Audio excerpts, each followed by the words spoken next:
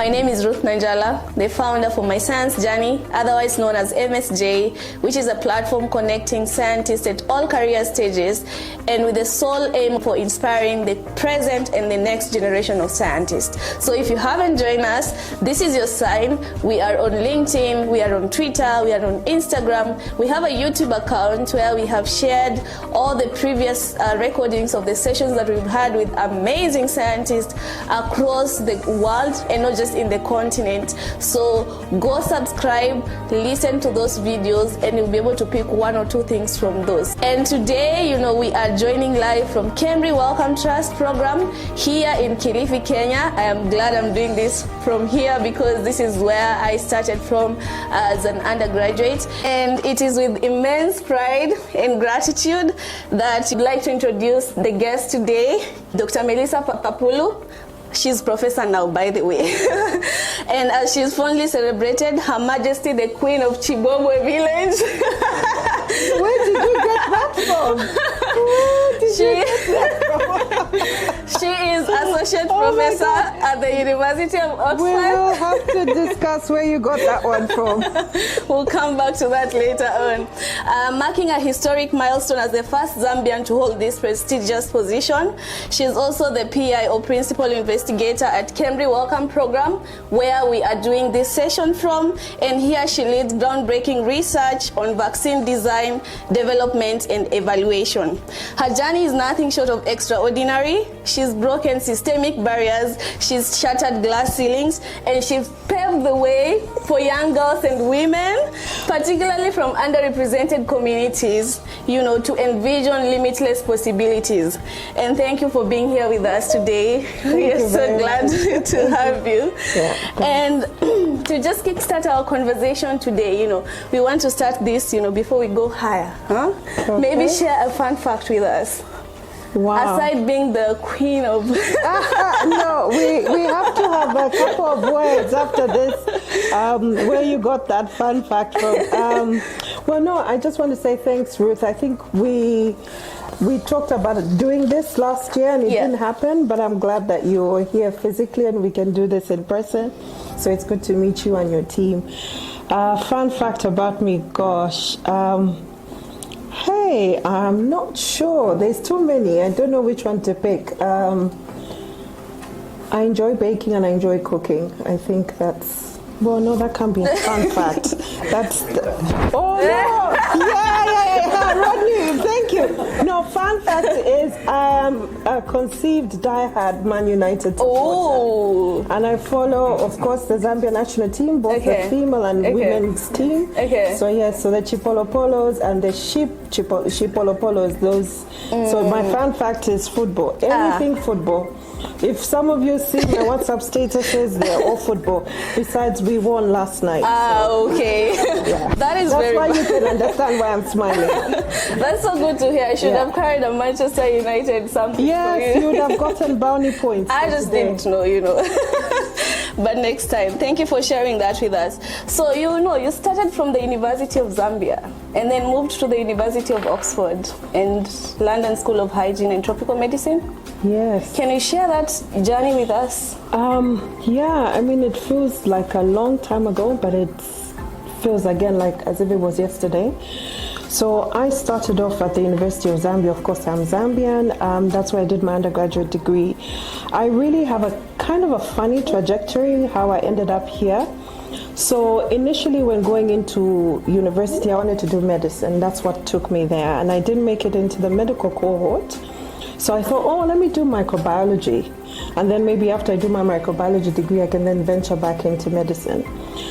But into my fourth year, actually sort of third, fourth year, I found a different passion. I found something really interesting. I kind of sort of got interested in around molecular biology and genetics. So then switched gears right in third year, in my third year, switched gears totally into a different course. So that meant that I needed to do extra courses. So I did extra courses to make up for that particular new degree program. Then when I then moved into fourth year, and I had to do sort of like a small project, and I kind of decided to do it on vaccines, so looking at the vaccine landscape in Zambia at the time. And I think, like I'm sure most people and their paths, you find that it's kind of a pivotal point. You had somebody who sort of helped you along the way. And at that time, I got to meet the lady who was in charge of the vaccine program in Zambia, the immunization schedule. And just by her openness and ability to share, I just went straight step into vaccines and immunology.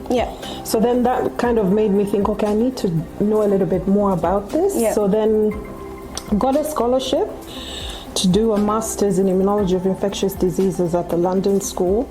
And there really that just was, you know, it just opened up the whole field of immunology for me. And quite interesting enough, one of the lecturers there who taught on vaccines actually then ended up being my PhD supervisor. Oh, wow. So it's quite a small world. And so when I finished my master's degree, the person who I had done my my master's project with was quite interested and keen to keep me on as a PhD student. But we didn't have funding, so I was like, okay, let me go back home, secure another scholarship to come back. That then opened up a whole new different aspect. So when I went back home, got linked up with a tropical gastroenterology lab in Lusaka, started doing some work there whilst I was working at the university, and so I was doing research pro bono for free because I wanted to get the experience and expertise. And so that sort of gained my first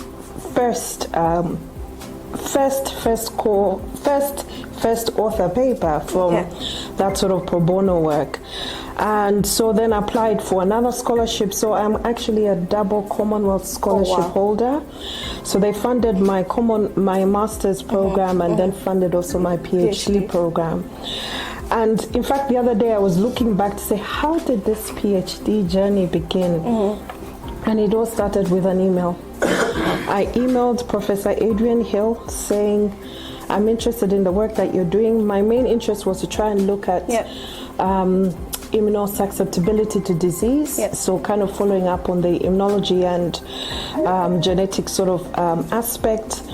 And 3 days later, he emailed back saying, what did he need to do? And I said, oh, you just need to tell me that you've got a place that you'd like to offer, and you've got a project that I can do. Then it went quiet. So that was around December. January, I got the scholarship, wrote back to him, and I said, okay, now I've got the money, I've got the scholarship. How do I begin this process? I wrote to the admissions in Oxford, and I said, look, I've got funding. And they said, well, as long as the department has a project for you, we can get this going. And so, of course, went back to emails with Professor Hill to say, look, I've got this. Is there a project that I can do? Sent him my CV. And lo and behold, Shumi Biswas, who was a postdoc at the time in his lab, I had a project, and I was the first PhD student to do malaria transmission blocking vaccines. So basically that was designing, constructing literally from basic, starting with a sequence, taking that sequence and making a whole vaccine that ended up initially, so I tested initially in mice and in rabbits. So that's kind of my PhD journey. That is a lot of information to digest. I don't know which part you got, but it's interesting to see how you shifted to vaccine, just by interaction and having mentors to work with you, and even about the securing Commonwealth twice. A lot of people try to get PhDs and masters, but scholarships are a big hindrance to that. And there's also the aspect of you reaching out to your potential supervisor by an email and following up on that. So I hope people have picked one or two things from that along the career path, that it just didn't happen. It was a process that got you to doing your PhD now from Oxford. Do you feel Oxford? Yes, indeed. How does that feel? it's a PhD, like a PhD like from any anywhere. other. But of course, the difference is that it's Oxford and. But I would say that at the end of the day, it's about the skills you get. Absolutely. It's not necessarily because you can apply this. Well, the place matters. No. Truthfully speaking, the place does matter.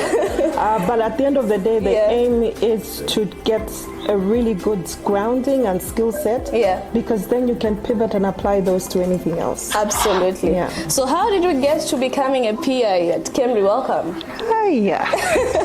That's another journey. So in my sort of last year doing my PhD, I kind of had a chat with my supervisor trying to think about what next. Yeah. And he told me he didn't have a spot for me. Yeah. So he kind of gave me a few names to talk to. So I went and I I just wrote an email and I said, look, I'm going to be in London at this time. Can I come and meet with you? Yeah. And he said, yeah, come. He said, I've got a 30-minute window we can discuss. Then I've been a whole hour plus. In fact, he just said, okay, now I didn't realize it was this time. I need to run to another meeting. Yeah.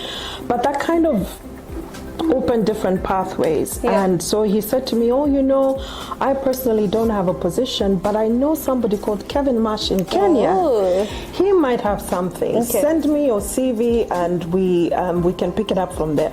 So when I now came back home, this is Oxford anyway, and I sent him my CV. Lo and behold, he actually had broadcasted my CV. I then got an email from one of the persons I was collaborating with during my PhD saying, why didn't you tell me you wanted a position? Oh, okay. Your CV has been sent around at Johns Hopkins. And I was like, what? Okay. So, but then obviously I wrote to Kevin Marsh and he said, can we meet when I'm in Oxford? We sat down, had a discussion. I didn't know who this Kevin Marsh was. Okay. And funny enough is when I was walking to the building where I was going to meet him, he had been walking parallel and I didn't know who he was. So he walked into the building and I was just like, okay, I'm going to rush to this meeting. And then I went into the room. I was like, it's the man who had been walking. And he was very welcoming. He just said, okay, so when do you need a position by? And I was like, Kenya. Anyway, let's see where this goes.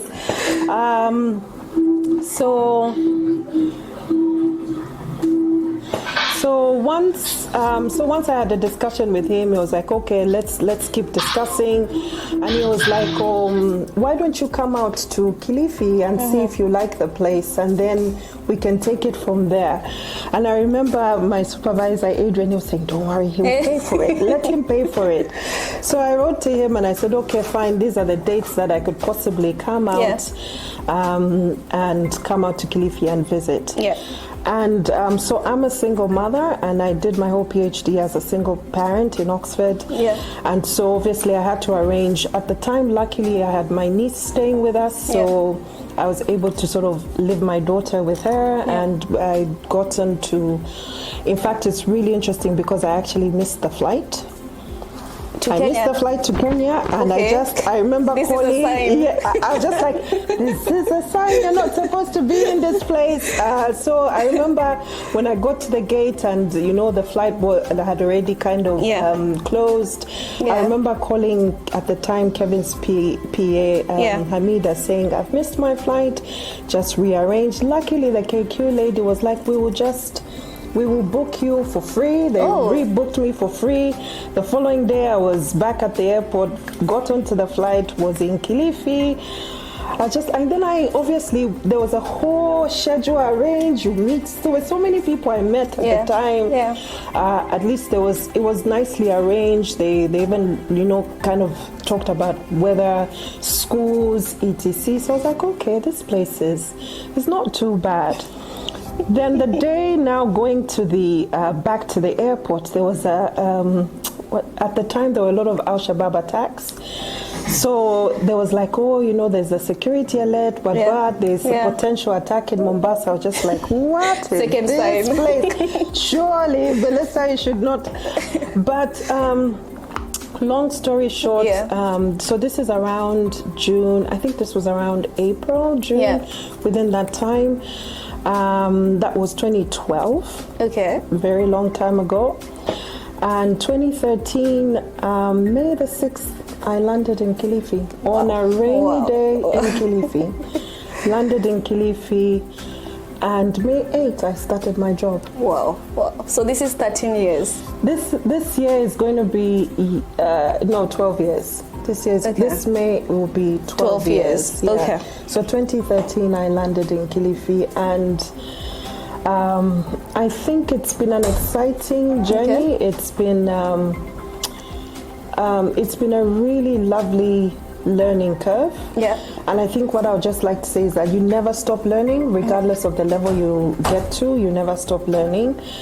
And so I landed fresh from experiments in the lab to coming to set up a field study. Yeah. Somebody who had never done a field study before. Wow. Setting up a field study, setting up stuff. So it was literally setting up transmission studies. So finally managed to do that. So when I was, we kind of had applied for a grant in addition to the one that was bringing me to Kilifi. Yeah. So we got that as well. So there were kind of like two projects that I was working on. And I told myself, well, I'm only coming I'll give myself 3 years of this place. Yeah. And then I told myself I'm on my way down south back to Zambia. Lo and behold, it's 12 years later. You're still here. We are sat next to each other in Kilifi. Thank you for sharing that, Melissa. So while we're still talking about your journey, I think it's important for us to also understand some of the challenges. I mean, you can just highlight one of them that you faced, especially, conducting research in Kenya, which is a low middle income country, and also as, I don't want to call you a foreigner, but no, I am. I have a foreign alien. I do. I am a foreigner, but also as a non-Kenyan, conducting research from Kenya. I think what I've kind of said seems like a short summation, but of course, like I said to you initially, I was coming straight from a pure lab-based project to try and come up and set up a field study. Yeah. I'd never done any epi studies before in my life. So I think every sort of journey has its own challenges. Yeah. I don't like to call them challenges. I like to call them opportunities. Because then they help you to think differently and to try and circumvent that particular challenge. Yeah. So like I mentioned before, I'm a single parent. Yeah. That in itself poses a unique opportunity because you are having to be a parent, a single parent, and still show up at work and do all the things that you're expected to do. Science is actually being a PI. I used to think, oh gosh, being a PI, I need to get to that level. And I tell people, take your time, because it's exciting because you're kind of now birthing some of the ideas that you've been wanting to do. Yeah. But it also comes with its own unique opportunities. I think, like you rightly mentioned, I'm a Zambian working in Kenya. I think it's interesting that initially everybody would just speak to you in Kiswahili. And they would not understand why you cannot understand. Why are they even responding back in English? Yeah. Like there must be something wrong with this person. But I think that again becomes an opportunity because it forced me to learn Swahili. Yeah. So now people cannot really talk about me. But but I think there's that. But also there is uniqueness in the way that, to a certain extent, obviously, it doesn't matter whether it's in Kenya, whether it's in Zambia, whether it's in Nigeria. Doing science on the continent is a bit challenging. It has its own uniqueness, lead time to getting reagents. I mean, I could give you an example. In Oxford, you'd order today, the following day they'll tell you the reagent is arrived. Here we have to plan months in advance to say, if you don't get the reagent on time, you literally stop the work because you don't, how will you access? So I think there are significant ways that we could probably think around how we do science a bit better on the continent. But what I would say is that we are as equal to the task as anybody else on this planet. Absolutely. We have the brilliant minds, we have the manpower, we have the capacity, we have the youngest population on the continent. There is no excuse for us to not to do great things. Absolutely, and I totally agree with that. And as we are talking about what we can do, what do you think African researchers can do to contribute towards changing or shifting this narrative? So I think the biggest thing is we need to bring our own money into the space. Fantastic, we've got great funders who are allowing us to do all this, and giving us the opportunity and the funding to do the science that we do. We can move a whole notch higher, and if we kind of begin to drive the narrative by actually putting money on the table. It's fantastic we receive Wellcome Trust funding. It's fantastic we receive money from Gates, and that has its unique space. But until our governments begin to put money in R&D, we will not be pushing the needle as far as it should go. Absolutely. I'm going to take a pause here and invite questions from the audience. So if you have a question for Melissa, just raise your hand here or raise your hand online, and then I'll see you and you can ask Prof questions. But before we do that, maybe my final question, because you mentioned something that is very interesting to me, especially as a woman, and you mentioned that you're a single mother. So this is, I don't know, a question or a comment, but could you speak to a young girl or a young woman out there who's wants to pursue a career in science but has this sort of hindrances that as a woman growing up in a low middle income country would face? Speak to them like I think the world is female. We're moving, there's been a lot of propagation of the female child, and rightly so, because there are, particularly in our context as Africans, there's a lot of expectation and requirements placed on the woman and what they're supposed to do within a particular setting. And I think it's important that we get champions from the opposite gender as well, to ensure that we are moving on the same trajectory. I'll give you an example. Probably a male colleague could spend hours on end in the lab without thinking of, maybe they do think, maybe not too much, not too much of saying, has my daughter eaten? Have they, It's very different for me. I'll be thinking, okay, I need to rush very quickly to make sure she's got X, Y, and Z, and then maybe come back in the lab and finish off. So I think when we begin to have incentives and spaces that allow for both genders to thrive, because there's we will not push the boundaries of science if one gender is lagging behind. So I would say not just to the female but also to the male, that there's space for everyone. Absolutely. All right, questions for Prof? Let's start with the audience here. Just raise your hand. I think it's easier to voice. There's no room to chat like those online. Are we scared? Yes.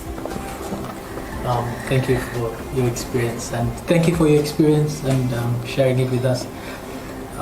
You've spoken about a bit of serendipity in finding the mentors you've mentored, and luck, I guess. But how would you advise a young person who's trying to select a mentor? And also the mentors you had from your PhD were very supportive and helpful and pushing you forward. How do you advise a young person who's trying to identify a good mentor on somebody to work with, what they should look out for? Thanks, Rodney. I should say that Rodney is a postdoc in the group. and to say that, I would say that, you see, I'm sat here and telling this story. the whole team makes up the journey. Yeah. I wouldn't be sitting here if it wasn't Rodney, Domtilla,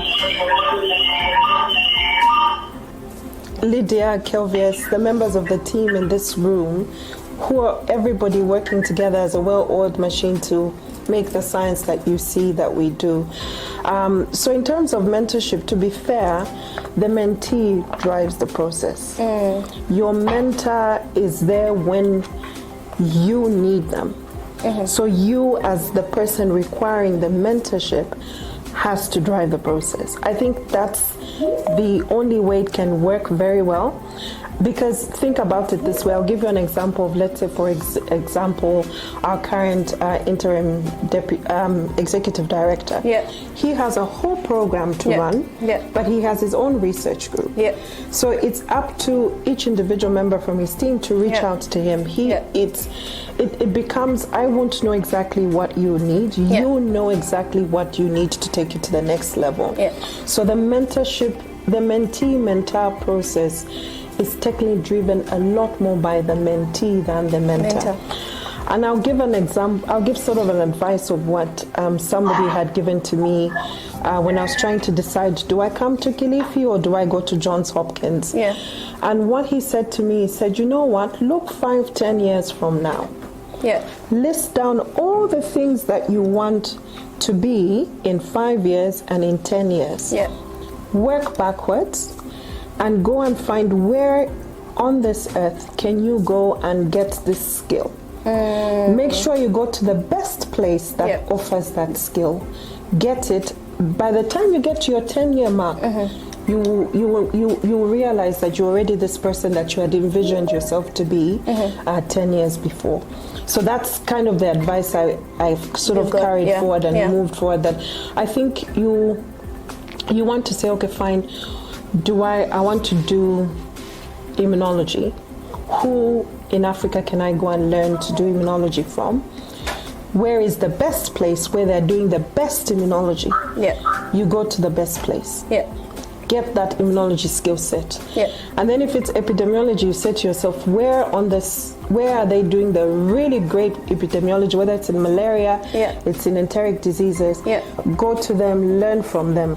By the time you rack up the years, you would have gained a network of people who you can easily rally to and say, I'm applying for X, Y, and Z. Can you give me a reference letter? Because you've been through their hands, they will happily give it to you. And I think I don't think there is a prescribed way that you can do this. And most instances it happens organically without even anybody thinking through it. It just but you as the person requiring the mentorship has to drive the process. Thank you. Any yes? Let's say I'm glad you're up here at the moment. Let's say I did my previous project in parasitology, and maybe currently you're working on something different, which is, let's say, molecular biology. And my interest is now in molecular biology after the research, master's research. And I wish to try now your lab, molecular biology. Do you think I'll have the... No, but don't forget that in parasitology there is molecular biology. Because in parasitology we have to clone things. We have to look at parasite sequences. That is molecular biology. Actually, I've just used parasitology. No, I'm using the example. Okay, let me. No. Okay, so I think I kind of know what you're trying. Okay, let me give you a different scenario, right? So let's say, for example, you are doing infectious disease modeling, right? Please mute that person. You're doing infectious disease modeling, but your interest is actually health economics. You trained as you did a bachelor's degree in economics from the University of Nairobi, and the course that's there now is to do infectious disease modeling. But you're an economist. What is your role in infectious disease modeling? What do you think your role could be in infectious disease modeling as an economist? Because the economists, they also work with policymakers. Well, for modeling, you model for policy making. Yeah, you model for policy impact, but there are skills in that modeling that you will gain that you can apply to your health economics research. So I think what I'm trying to say and hopefully communicate is, to a certain extent, it doesn't matter how you start, it's how you finish that matters. And how you finish is a sum total of your journey. Okay? And what you just need to make sure is that as you're moving from one step to another, you're gaining skills that will allow you to actually bridge with whatever it is that you end up doing. Okay? Yeah. Thank you. Lina?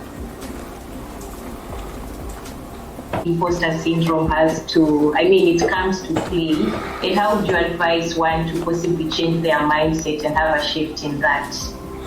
Yeah, unfortunately, I faced quite a lot of imposter syndrome even when I came to Kilifi, particularly when I was in Kilifi. Well, I'm still in Kilifi. And I think at every stage there are instances where you do go through a phase and you ask yourself, am I giving it all? Am I sufficient for this role? Yeah.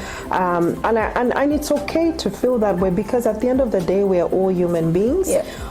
I do not hold or possess the knowledge on everything. Yeah. That is why we learn every day. Yeah. I learn from Domtila, I learn from Lydia, I learn from Rodney, because at the end of the day, it's the diversity of thoughts that you need to sort of inculcate and begin to culture, because you as an individual are not the end all of all the knowledge. Yeah. So yes, imposter syndrome is very real. And for me, what has kind of helped deal with the imposter syndrome is I remember at the time, my I don't like the word boss, but the person I was reporting to at the time actually said to me, why don't you take on this coaching course? And I was like, yeah, actually, it sounds interesting. We nowadays there's a lot of coaching that goes on, and you kind of just like, it's for some people. But I actually went on that journey, and what it really helped me do, and kind of really helped me it's just to step back a bit, realize where I was in my journey as an individual, as a woman, as somebody on the continent, as somebody doing work in Kilifi, as a non-Kenyan in Kilifi. So all those aspects, it just helped me to step back a bit and say, okay, can I begin to define who I am, where am I going? So that coaching really helped me to just dissect every step of the way. And in most instances, we find that some of these things are a product of our upbringing. We never really think through much of it. And, you just suddenly realize, why am I acting like this? Yeah. And when you go back and you're like, oh, hang on, because of something that's happened to me in the past. Yeah. So that really helped me. And from that process, I started setting milestones. Yeah. I told myself, by this time, I need to do this. By this, I need to do this. Yeah. And I sort of developed this relationship with a coach that allowed us to really just delve deep and, just unpack things. And it was quite enlightening. And so after that whole coaching experience, and I remember when we had set up all these milestones, I met one of those milestones. I wrote back to him, I said, look, I've actually met this one in less than the time that I said I would do it. And it's just, that's what it is. I think it's just being able to open yourself up and realize where you are, and just realize that, look, you don't know everything. Yeah, absolutely. And sometimes it's okay not to have it together, because there are days that you will not. So what I would like to say, I think you made a statement. I'm not yet there. I've not arrived. I'm still journeying. I don't know if everybody ever arrives. I think it's just it just evolves. It evolves. It evolves, and I'm sure those guys who are full professors will tell you that even when you get to full professor stage, I'm associate professor. I don't like being called professor. So you kind of it never stops. It just keeps evolving. But that's also linked to why are you in this in the first place? What's the drive? And the drive is also what helps you to kind of have work-life balance. And I think for me, the reason why I got into this space was we have a lot of infectious diseases. That's not where we need to be as a continent. There's so many things that we can alleviate. We don't need to have kids dying from things like malaria or things like diarrhea-related diseases. Those are things that are easily preventable, and we need to be at the tail end of finding the solutions. If we can't be at the forefront of that, who is? Because these are things that we live with on a day-to-day basis. I had malaria, and I had malaria as an adult. That wasn't fun. And anybody who has had malaria would tell you it's not, and who has had to nurse a child who has had malaria. Luckily, my daughter has never had malaria, touch wood. But I think for me, what keeps me late at night, waking up in the morning, is because in a way, in my own small way, I can contribute. And being able to have that capability and capacity to contribute. And trust me, it doesn't matter whether you're a PI or research assistant or you're a lab tech.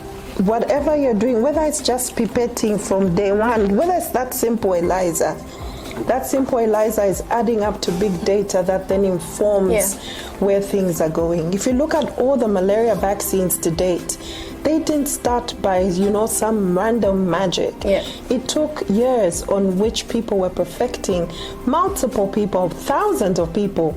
If we had to do a map of everybody who's contributed to just the two malaria vaccines we have to date, it's enormous, but each one gave to that particular disease. And I think for me, that's what keeps me going, but also coming to work with some of the brilliant minds that we have in this space. I mean, that is enough to keep you doing this every single day, because you've just got fantastic work colleagues that you can do this science life with. Work-life balance. It's a big thing, and like I said before, take your time, because the higher you go, even the Bible, it says, the Bible is very clear. Jesus said, to whom much is given, much is expected. Much is expected. So truly much is expected. And trust me, as a PI, it's just not your salary you're thinking of. You have to bring in the salary of the whole team.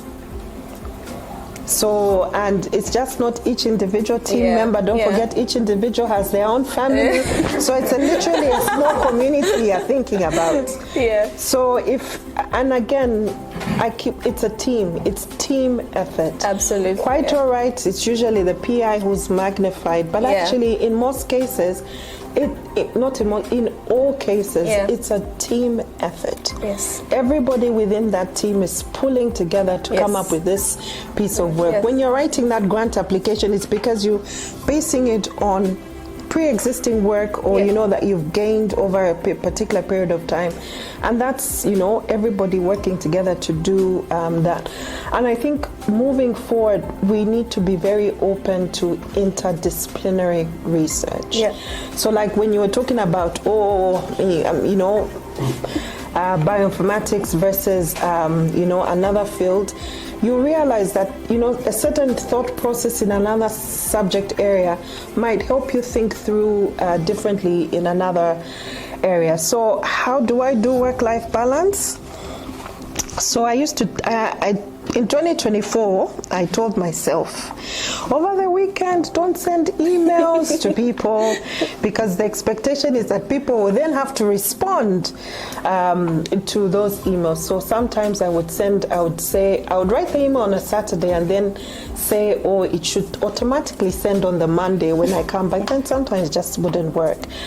But there are days I do have downtimes, and I make sure when I'm on, leave, let's not talk about leave, because sometimes when I'm on, but it's just making sure that you have enough time as an individual to recuperate and regain your strength and energy. There's no point in showing up tired, because it's just, you won't move it, you won't go anywhere. And I think carving out time specifically to spend with family, to spend with friends, etc., is really important. So there are just days where you just feel like, okay, today I'm just going to sit and lounge and not really do anything, not think about science. Like this Christmas festive period, I actually said to myself, I'm not opening the laptop. I'm not opening the laptop. And I thought to myself, should I deactivate the emails coming on the phone? So I think it's just allowing yourself to have that space to say, because it's in moments of quietness that you sometimes get the opportunity to think of something a bit more brilliant. Yeah, so it's being intentional with how you... Extremely intentional with your time. Yeah. Okay. Like, you have things that keep you going, but what can you say is the greatest achievement for the hobbies that you have these days? You kind of feel that question will be different tomorrow.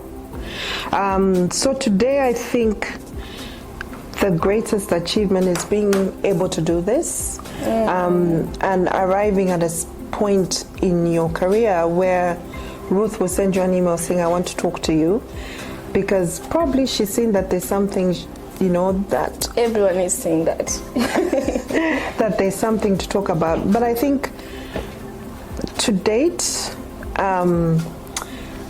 one of the greatest achievements is being able to lead a fantastic team. I don't know what the team says about me, but I think for me, I'm a young Maybe PI. Maybe sample them later. There was a reason why I've told them to come in the room. They just don't know it. But I think, I'm a young PI. I'm learning every day. It's never a smooth process. Even I am learning. So I know I've made so many mistakes, but those are just opportunities to sort of do things a bit differently. I think, being able to impact, I guess, being able to be in this space where you can actually have conversations about science, being able to, I'm not yet there, Rose.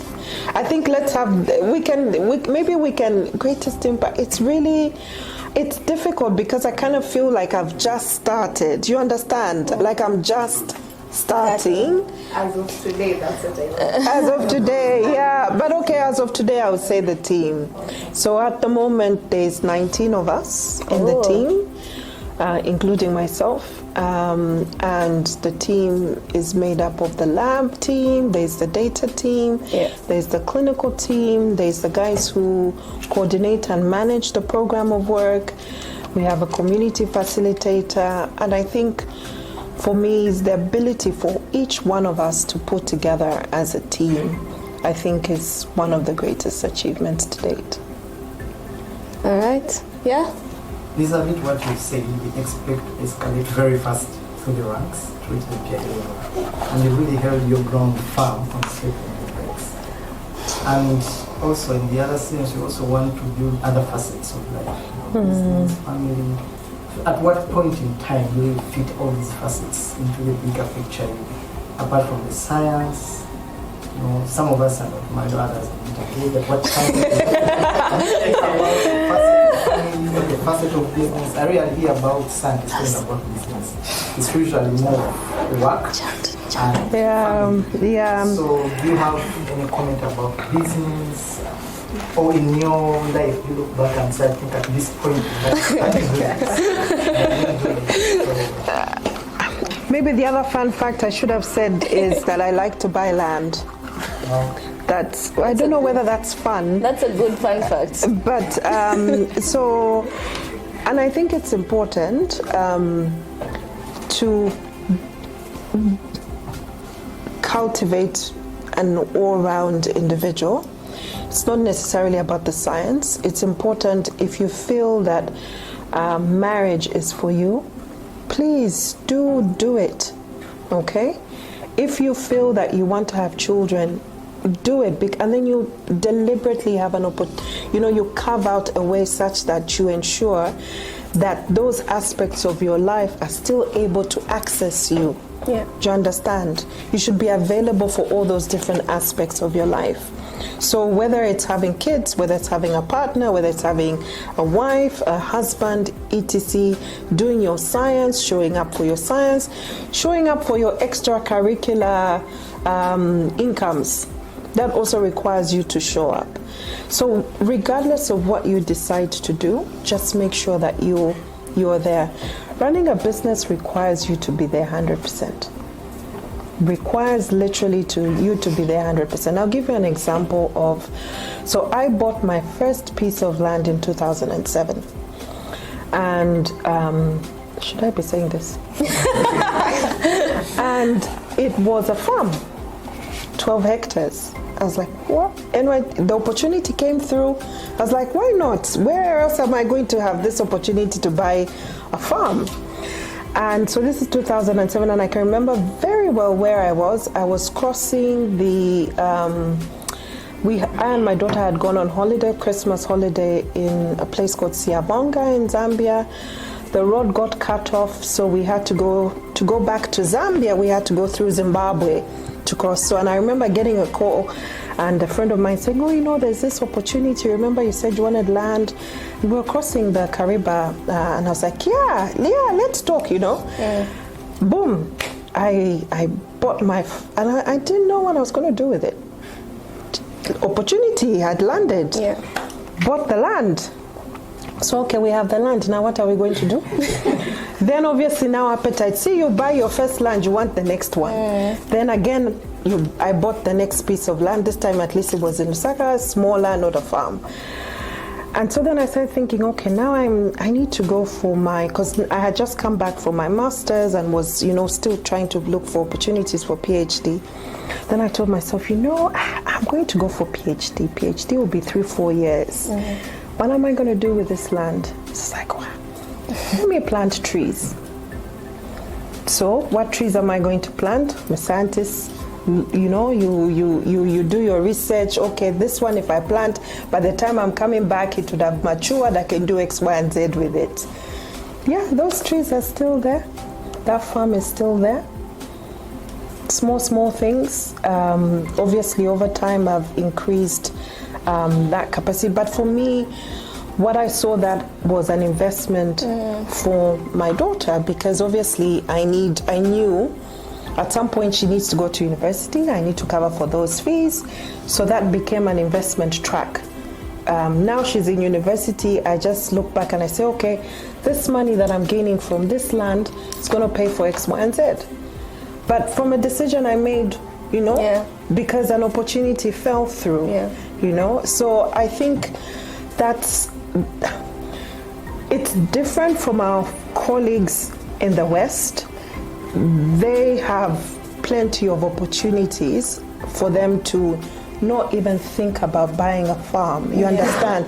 Having a business, adding additional income to your already existing salary. So for us, you kind of have to be a bit more innovative because we just don't have the same opportunities. Yeah. So when that opportunity comes knocking, open the door. On the question I was asked, if the Zambian president was sat here, how would you convince him to fund R&D in Zambia? Wow. and you're just like, gosh, yeah, how do you calm down?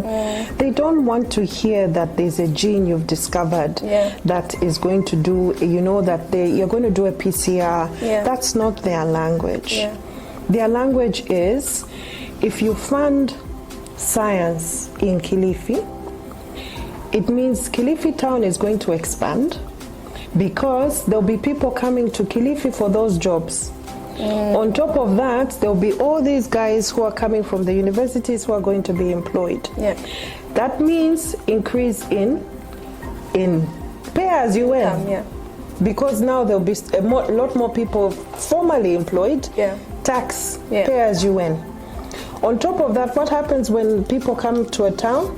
Supermarkets, transportation, housing is required. So you now have all these people building high-rise apartments. If the Kilifi I came to in 2013 is not the Kilifi now, you have, because there's been an expansion in the town because there's opportunity.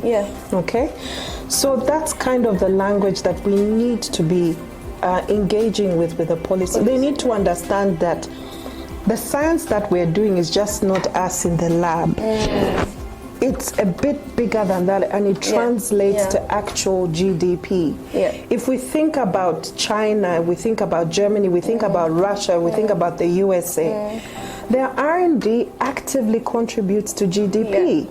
We have to actively tell our politicians to say, guys, if you want people to vote for you as an MCA, as an MPA, as a senator, provide jobs. The other way of providing jobs is R&D. R&D. Yeah, absolutely.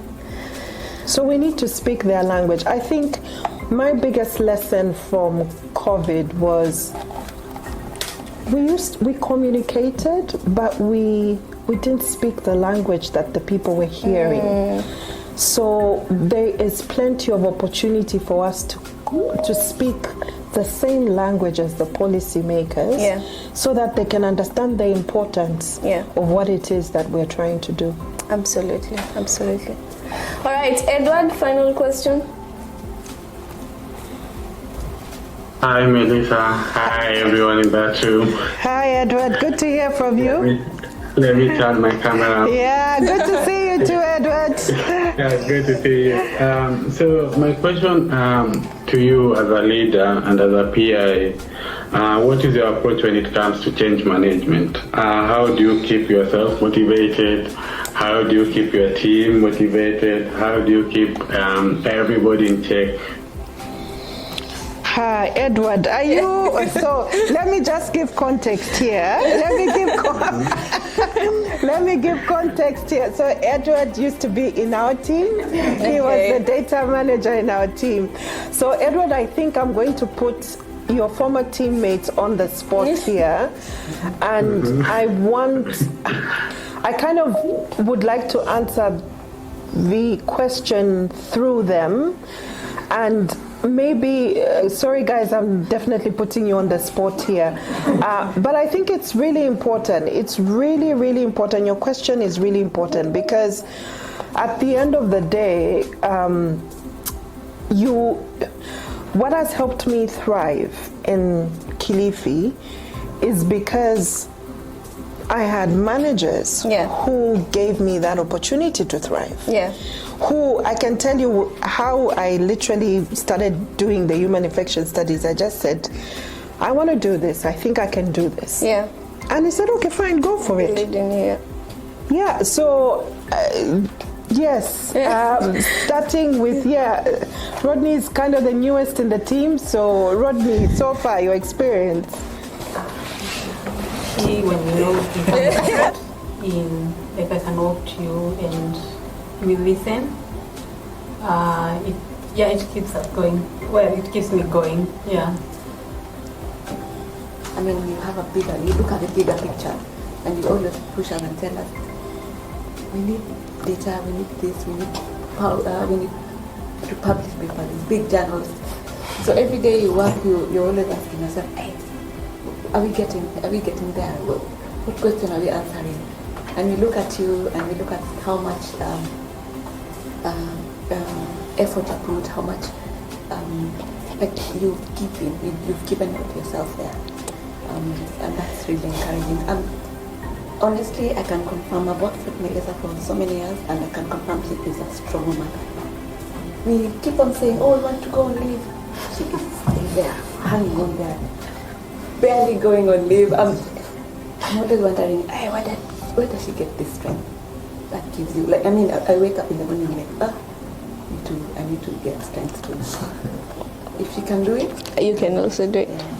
Every time a new member comes, I say, welcome to the family, because I think at the end of the day, I spend more time with it during work hours than I'll probably spend at home. Yeah. So you kind of need to, and I hope I do, create an environment that will allow everybody to thrive. I'll sort of talk about what Kelvius has mentioned with regards to welfare. We do have a dedicated welfare team in the group, drawn from most of the different aspects of the team.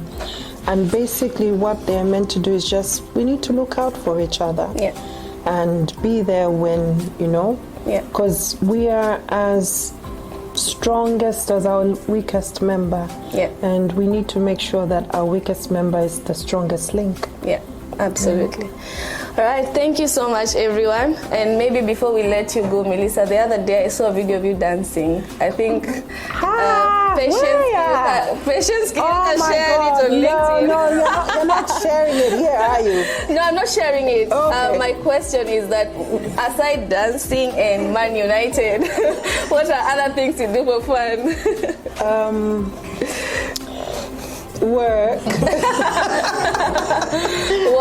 No, I mean, yes, work does take up significant time of my life, but I mean, I love to cook. I love to plant. So if you came to my house now, you find so many plants. Because I find that's one way of stress relieving. So. I love to cook. I don't bake as much as I used to, but I used to bake quite a lot. I do more of cooking these days, and I like to host. Laughter is medicine. So whatever opportunity you have to laugh. But also reading. And I'm not saying reading journal papers, no. I said pick up a book written by Robert Ludlam or somebody and just read, because that helps you to broaden, and it just helps you to go into reading, helps you to sort of be creative in your mind. So just read, not just science, of course. Reading manuscripts and publications is absolutely key, but also just find ways in which you read. I love music. I love music, so those are things that I feel sorry for my neighbors. They probably hear me sing a lot, but I think it's just important you find your happy spot as an individual, and you ensure you cultivate whatever it is that helps you to escape from your just allows you to sort of relax, de-stress. Absolutely. Thank you everyone for joining us for My Science Journey today, where we hosted Professor Melissa Kapulu. Make sure you stay updated with all our socials. We'll share other opportunities other than, science storytelling with senior scientists. See you on the next session.